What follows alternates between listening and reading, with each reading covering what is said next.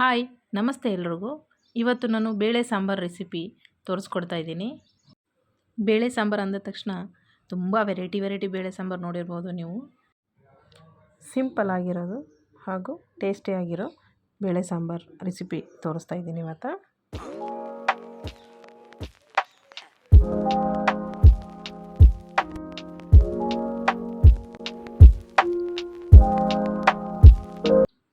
ಫಸ್ಟ್ಗೆ ಕುಕ್ಕರಲ್ಲಿ ಬೇಳೆ, ಒಂದು ಕಪ್ ಬೇಳೆಯಷ್ಟು ನಾನು 2 ವಿಸಿಲ್ ಹಾಕ್ಸಿ ಇಟ್ಕೊಂಡಿದ್ದೀನಿ. ಬೇಳೆ ಸ್ವಲ್ಪ ಬೇಯಬೇಕು, ಇಷ್ಟು ಬೆಂದರೆ ಸಾಕು. ನೋಡಿ, ಇಷ್ಟು ಬೆಂದರೆ ಸಾಕು, ತೀರಾ ಬೇಳೆನೂ ಬೇಯಬಾರ್ದು. ಹೀಗೆ ಒಂದು ಪ್ಯಾನ್ಗೆ ಒಂದು ಸ್ವಲ್ಪ ಎಣ್ಣೆ, ಒಂದು 4 ಸ್ಪೂನಷ್ಟು ಎಣ್ಣೆ, ಒಂದು ಸ್ವಲ್ಪ ಸಾಸಿವೆ, ಚಿಕ್ಕ ಸ್ಪೂನ್ ಅಂದರೆ 1 ಟೀ ಸ್ಪೂನಷ್ಟು ಅಷ್ಟೇ, ಒಂದು ಸ್ವಲ್ಪ ಜೀರಿಗೆ,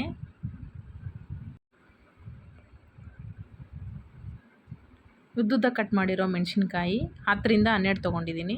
ಸ್ವಲ್ಪ ಖಾರ ಕಡಿಮೆ ಇದೆ, ಹಂಗಾಗಿ ಜಾಸ್ತಿ ತೊಗೊಂಡಿದ್ದೀನಿ. ಖಾರ ಜಾಸ್ತಿ ಇದ್ದರೆ ನೀವು ಕಡಿಮೆ ತೊಗೋಬೋದು. ಮೆಣಸಿನ್ಕಾಯಿ ಒಂದು 6ರಿಂದ 8 ಸಾಕು. ಒಂದು ಗಡ್ಡೆ ಬೆಳ್ಳುಳ್ಳಿ, ಚಿಕ್ಕ ಗಡ್ಡೆ ಬೆಳ್ಳುಳ್ಳಿ ಹಾಕಿ ಫ್ರೈ ಮಾಡ್ತಾಯಿದ್ದೀನಿ. ಇದೆಲ್ಲ ಮೀಡಿಯಮ್ ಫ್ರೈ ಆದರೆ ಸಾಕು, ಜಾಸ್ತಿ ಫ್ರೈ ಮಾಡೋದೇನು ಬೇಕಾಗಲ್ಲ. ಸ್ವಲ್ಪ ಮೀಡಿಯಮ್ ಆಗಿ ಫ್ರೈ ಮಾಡ್ಕೊಂಡ್ರೆ ಸಾಕು. ತುಂಬ ಜಾಸ್ತಿ ಏನು ಫ್ರೈ ಮಾಡೋದು ಬೇಕಾಗಲ್ಲ ಇದಕ್ಕೆ.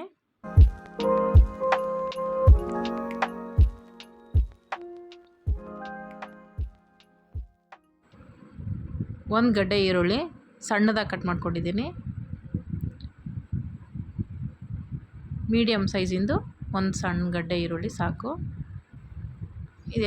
ಇದನ್ನು ಕೂಡ ಮೀಡಿಯಮ್ ಆಗಿಯೇ ಫ್ರೈ ಮಾಡ್ಕೋಬೇಕು. ಈಗ 1 ಸ್ಪೂನ್ ಶುಂಠಿ ಬೆಳ್ಳುಳ್ಳಿ ಪೇಸ್ಟ್ ಹಾಕ್ತಾಯಿದ್ದೀನಿ.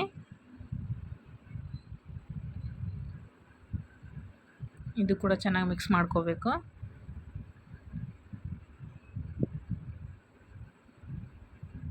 ಇದಾದಮೇಲೆ 2 ದೊಡ್ಡದಾಗಿ ಇರೋ ಟೊಮೆಟೊನ ಸಣ್ಣದಾಗಿ ಕಟ್ ಮಾಡ್ಕೊಂಡಿದ್ದೀನಿ. 2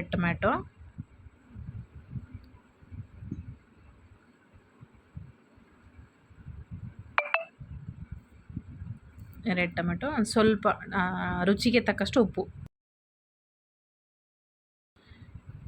ಟೇಸ್ಟ್ ನೋಡಿಬಿಟ್ಟು ಉಪ್ಪು ಹಾಕ್ಕೊಳ್ಳಿ. ನಾನಿಲ್ಲಿ 2-2.5 ಸ್ಪೂನ್ ಹಾಕ್ತಾಯಿದ್ದೀನಿ.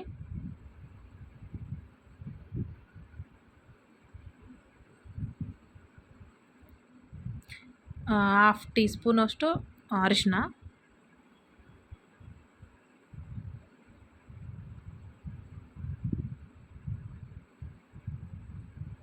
ಅರಿಶಿನ ಆಯಿಲಲ್ಲೇ ಫ್ರೈ ಆದರೆ ಚೆನ್ನಾಗಿರುತ್ತೆ. ಯಾಕಂದರೆ ಅದ್ರದ್ದು ಸ್ಮೆಲ್ಲು ಆಯಿಲಲ್ಲೇ ಫ್ರೈ ಮಾಡ್ತಿದ್ರೆ ಸ್ಮೆಲ್ಲು ಬರೋದಿಲ್ಲ. ಅರಿಶಿನ ಸ್ಮೆಲ್ಲು ಹೋಗುತ್ತೆ. ಸ್ಮೆಲ್ ಹೋಗೋ ತನಕ ಫ್ರೈ ಮಾಡ್ಕೋಬೇಕು. ಆಗಲೇ ಬೇಯಿಸಿಟ್ಟಿದ್ವಲ್ಲ ಆ ಬೇಳೆನ ಈಗ ಈ ಒಗ್ಗರಣೆ ಹಾಕಿರೋದ್ರಿಂದ ಮಿಕ್ಸ್ ಮಾಡ್ತಾಯಿದ್ದೀನಿ.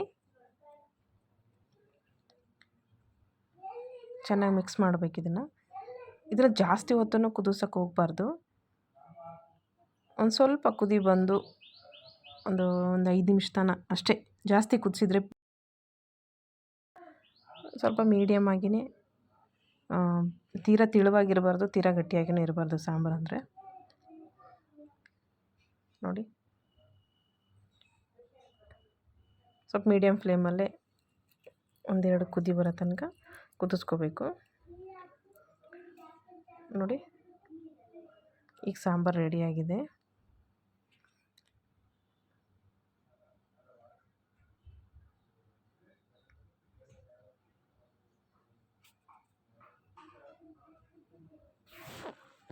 ಈಗ ಬೌಲಿಗೆ ಸರ್ವ್ ಮಾಡ್ತಾಯಿದ್ದೀನಿ ನೋಡಿ.